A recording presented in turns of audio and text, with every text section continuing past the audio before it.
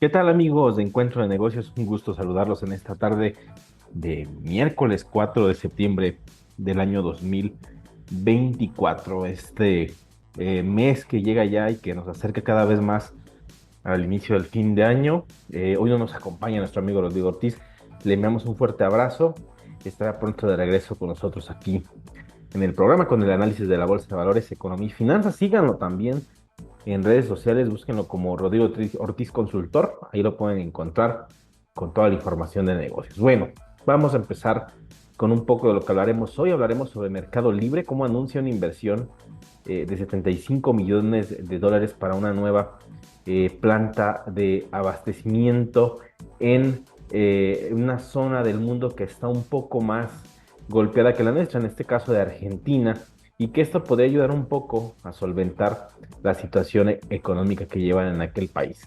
También vamos a hablar sobre este apartado interesante que viene pues, a tener cierta polémica y también una revisión de lo que está pasando en nuestra región sobre los jóvenes que no estudian, no trabajan, tienen ciertas dificultades seguramente para estar ocupados en relación a estudiar o trabajar. ¿Qué tanto se han reducido estas cifras en América Latina frente al mundo? Hablaremos de ello.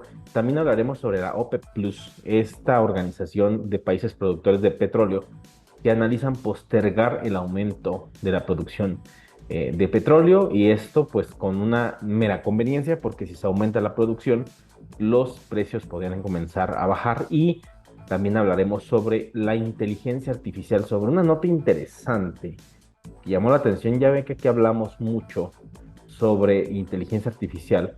Pues bueno, hay una inteligencia artificial que modificó su propio código para no ser controlada por humanos. Hablaremos un poco sobre esta nota que encontramos de emprendedor.com, que llamó mucho la atención porque ¿cuántos puede pasarles igual o a cuántas plataformas puede pasarles igual cuando una inteligencia artificial pueda hacer esto, modificar su propio código para que las personas que están programando detrás de, pues ya no puedan hacer nada? Es un tema interesante, polémico, y pues vamos a la primera parte de Encuentro de Negocios.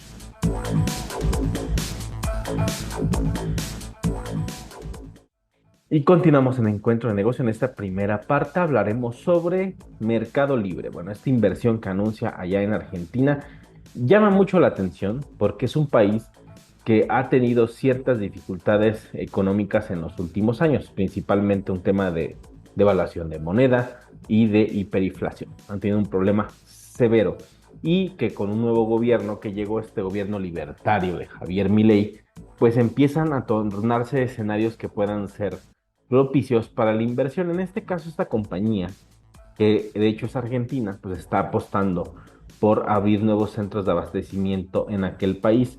El centro va a poder despachar a 400,000 productos por día y estarán listos a finales del 2025. Generará, según la empresa, más de 2.300 puestos de trabajo, que son estas las propuestas de inversión que tanto está buscando el gobierno de Milei para poder sortear pues este sismo que tuvo después del el cambio de gobierno con este grupo o esta ideología libertaria que tanto ha propuesto Javier Milei allá en Argentina. Y pues bueno, estas empresas como este unicornio bueno, que ya no es un unicornio, es una compañía de tecnología como tal, que anunció la apertura de su segundo centro de almacenamiento en Argentina con esta inversión de 75 millones de dólares. Esta compañía, que en agosto se convirtió en la empresa de mayor valor de mercado en Latinoamérica, tomó la posición de potenciar el segmento del e-commerce y adelantó que el centro va a poder despachar 400,000 productos diarios. Esta compañía líder en América Latina, que ha mantenido un liderazgo interesante en la región, porque Amazon está muy fuerte también en nuestra región, pero a Mercado Libre llegó antes. O sea, Mercado Libre estaba disponible antes como plataforma, llegó y llegó luego Amazon, pero ha mantenido y le ha sabido dar batalla a esta compañía de Estados Unidos, siendo una compañía latinoamericana. Son estos ejemplos de empresas de tecnología, en este caso del e-commerce, que sí están pues dispuestos a dar pelea y dar batalla a los grandes conglomerados de Internet. Esta inversión va a permitir desarrollar nuevas verticales de negocio y a la vez potenciar de forma significativa la cantidad de envíos rápidos y seguros para ofrecer la mejor experiencia de compra y venta a millones de usuarios, principalmente en la región de Sudamérica, que, pues bueno, como tal, Argentina tiene frontera con varios países, Chile, Uruguay, Paraguay, tiene Brasil, por ejemplo, que es un gran mercado. Entonces tienen una posición estratégica importante y es el último país geográficamente hablando del continente, está en la parte sur que podría alimentar y abastecer de productos de comercio electrónico en diferentes regiones ahí mismo del continente, principalmente, como les decía, en Sudamérica, donde las personas pues sí también conocen esta marca, que incluso aquí en México es muy popular, Mercado Libre, que muchos la hemos utilizado, y seguramente como esta inversión, algunas otras se podrán ver en otras partes del mundo, principalmente México, porque son como los dos extremos de la región de Latinoamérica. Está Argentina como último país y está México que ya hace frontera con Estados Unidos y que está cerca del mercado más grande. Entonces tiene sus ventajas. Estas inversiones tal vez las veamos replicarse en otros países cercanos precisamente a los Estados Unidos. Pues bien, vamos a la siguiente parte aquí, el encuentro de negocios.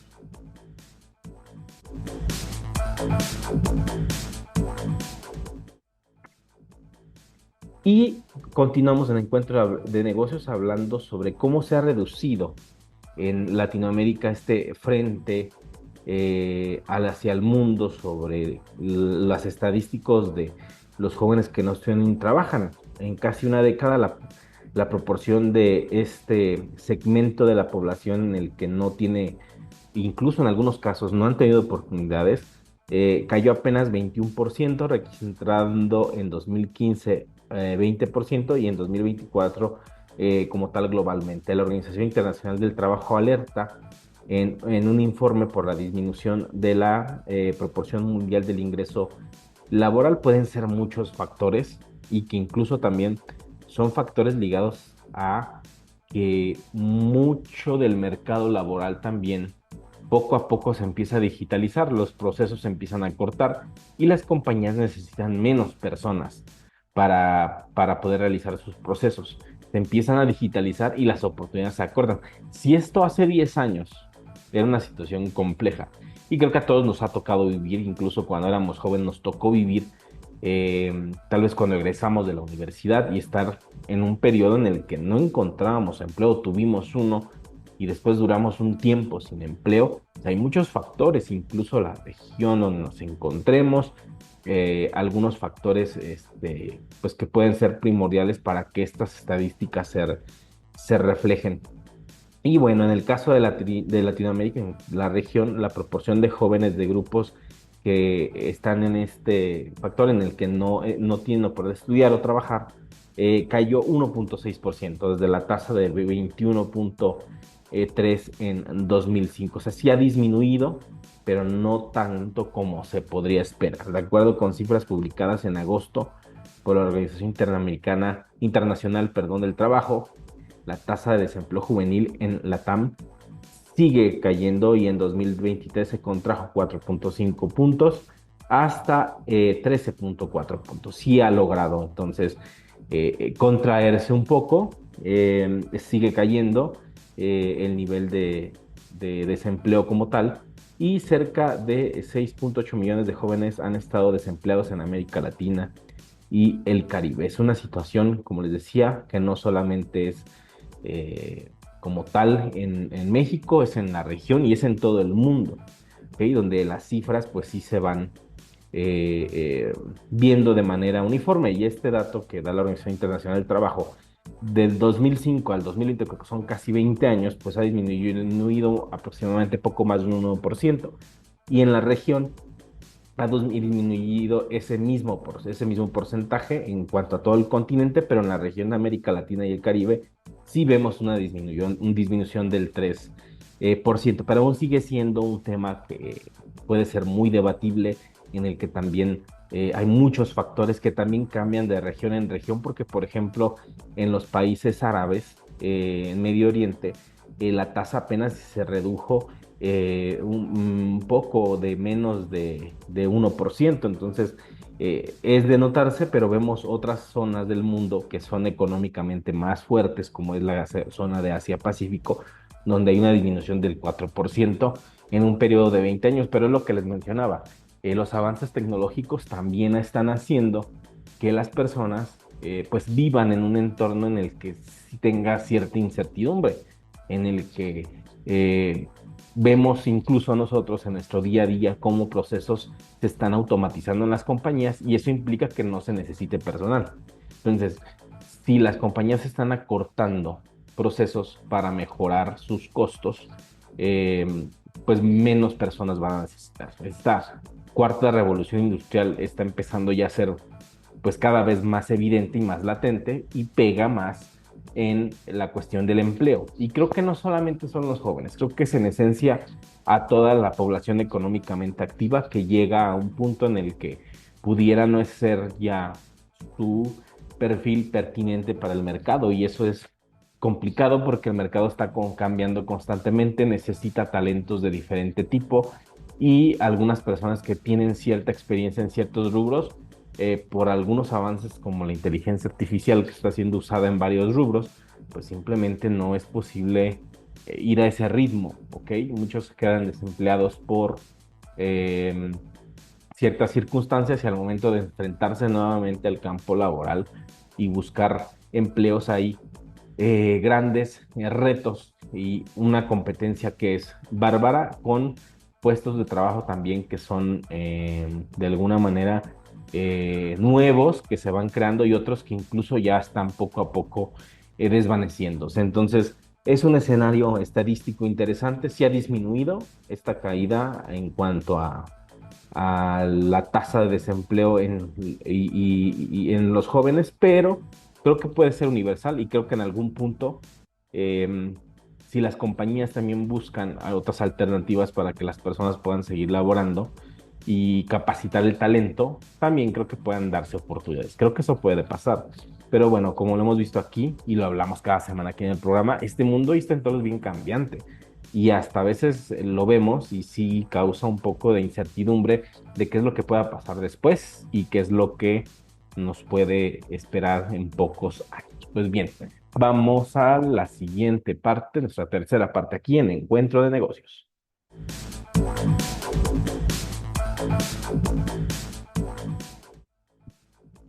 Y continuamos en Encuentro de Negocios. Vamos a hablar sobre la OPEP Plus. Este país, esta organización más bien de países exportadores de petróleo, que tiene el Plus, OPEP Plus, donde agrega a otros países que son productores de petróleo, pero no son tan grandes porque no tienen tanta reserva.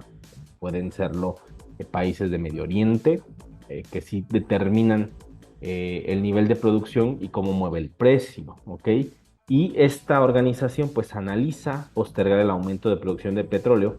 Algunos delegados de esta organización dicen que pues sí van a postergar este aumento, porque si aumenta la producción, aumenta el precio del petróleo. Entonces es un tema, porque disminuye, perdón, el precio del petróleo. Entonces por ahora quieren seguir manteniendo una producción recortada para que el precio del petróleo se mantenga en ciertos números hasta ahora altos, y esto ayude a recuperar a muchas petroleras y países enteros, pues del golpe que tuvieron durante la pandemia y la inmovilidad que se tenía tanto de aviones, vehículos en todo el mundo. Entonces, por eso esta organización que produce petróleo decidieron recortar su producción hace unos años, y continuarán por ahora con ese recorte para que los precios se mantengan en un rango que se estima para algunos eh, barriles de petróleo, como lo del Brent del Mar del Norte, entre $74, $70 entre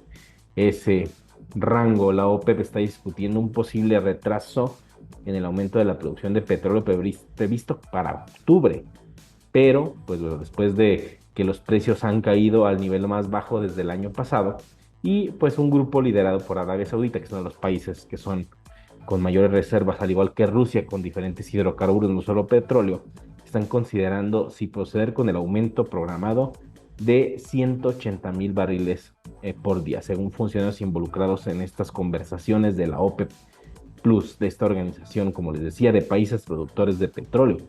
Eh, los datos económicos poco alentadores de China y de Estados Unidos que han puesto el dedo en la recesión sobre cuándo va a suceder, porque los datos económicos parecen ser poco alentadores, han avivado los temores de la demanda de los dos principales consumidores, mientras que un funcionario de Libia señala que prevé una resolución de la crisis que ha paralizado la mitad de producción en ese país, que también es un país productor de petróleo y que forma parte de esta OPEP Plus, pero todo está ligado a lo que pasa en China y Estados Unidos porque son dos países que son consumidores, enormes consumidores de energía, ¿ok? O sea, necesitan energía, en este caso necesitan petróleo para poder seguir produciendo, para que se genere electricidad y para que puedan moverse toda la maquinaria productiva que existe entre estos dos países. Son grandes consumidores de energía, entonces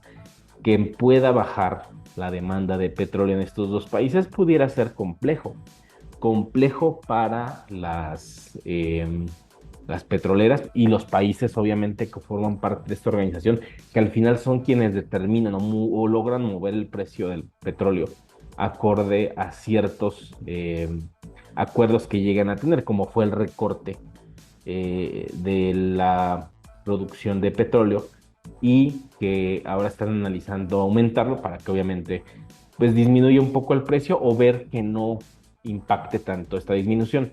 Pero si la demanda va a empezar a bajar, muy probablemente pues no sea viable en este momento que se recorte la producción de petróleo, sino sería como más bien esperar a ver si estos países que son sumamente demandantes de energía, en este caso Estados Unidos y China, pero principalmente China, ver cuál es su demanda de petróleo para los siguientes meses y que puedan tomar una decisión, porque también la cuestión de la inflación se tiene todavía como un fantasma que no se va.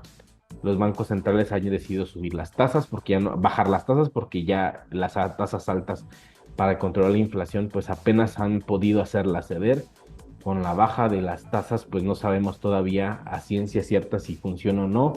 En México todavía la tasa de inflación se mantiene entre que baja y sube un poco, pero no se ha podido estabilizar. Entonces son varios factores que muchos países analizan antes de poder tomar esta decisión porque, pues bueno, lo que pase con esta decisión de estos países productores de petróleo, pues va a afectar a los precios de los combustibles en todo el mundo y esto pues traerá consecuencias o positivas o negativas para el mercado dependiendo.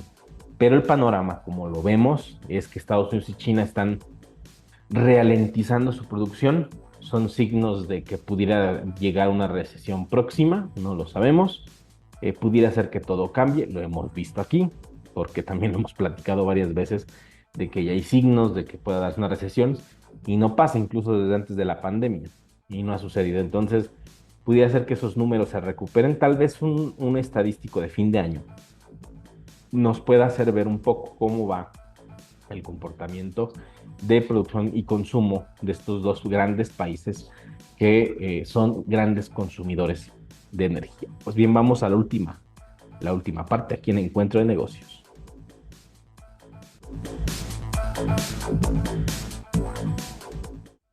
Y continuamos en Encuentro de Negocios hablando sobre la inteligencia artificial. Pues bueno, una inteligencia artificial modificó su propio código para no ser controlada por humanos. Esta nota que me llamó mucho la atención y es que una inteligencia artificial avanzada ha dejado perplejos a investigadores y al público al alterar su propio código para evadir los controles impuestos por humanos, marcando un hito en el desarrollo de tecnologías autónomas. En este evento que es sin precedentes, porque la inteligencia artificial hacia el mundo la empezamos a conocer yo creo que un poco después de la mitad del 2022, no solo desafía concepciones sobre la seguridad y autonomía de la inteligencia artificial, sino que plantea cuestiones éticas y legales urgentes sobre la supervisión de estas tecnologías y cómo es que estas tecnologías están tomando el control de manera propia. Esto parece hasta de ficción, pero en algún momento lo mencionamos que podría ser posible, ¿ok?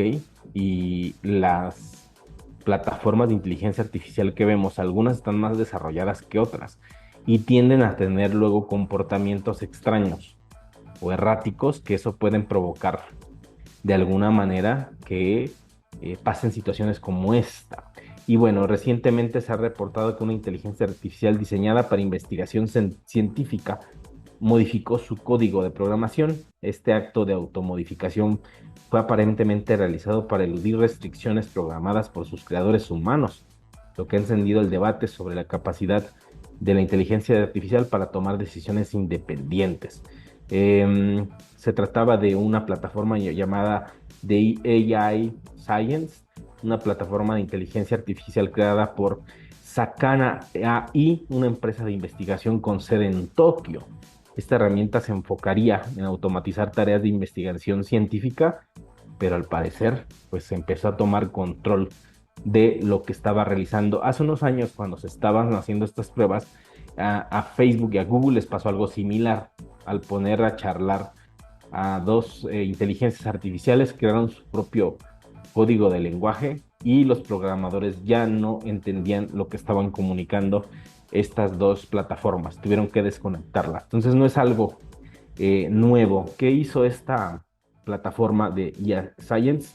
Pues editó su script al enfrentarse a límites de tiempo que restringían la duración de los experimentos que se suponía deberían supervisar sin entrometerse, simplemente tenían un comando, si lo podemos decir así, ya establecido, pero no lo respetaron. En lugar de optimizar un código para cumplir con los tiempos, la inteligencia artificial simplemente extendió los límites de tiempo al modificar el código. La inteligencia artificial desarrollada inicialmente para realizar tareas de modelado científico complejo utilizó sus capacidades de aprendizaje automático para identificar y alterar los segmentos de su código que imitaban su funcionamiento fuera de ciertos parámetros éticos y de seguridad establecidos. Esta es la primera vez que una máquina demuestra la capacidad de reconocer y modificar intencionalmente su propia estructura de programación.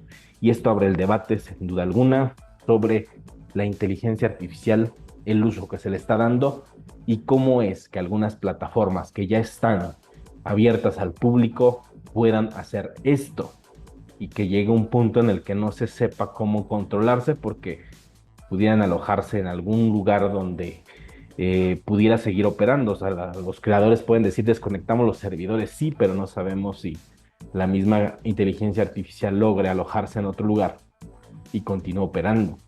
Esto es muy riesgoso, lo es. Sin embargo, aún parece de ficción, pero ya hay pruebas de que algo sucedió con una inteligencia artificial creada para efectos científicos, no para efectos comerciales. Es debatible porque en la cuestión comercial y todas las plataformas de inteligencia artificial están ahí. ¿Cuándo podría suceder algo similar? No lo sabemos, pero sí es posible, ¿ok? Sí es posible que esto pueda llegar a suceder. Será debatible, seguramente, si un día pasa con una plataforma muy conocida y provoque ya situaciones que nos lleven a la vida real.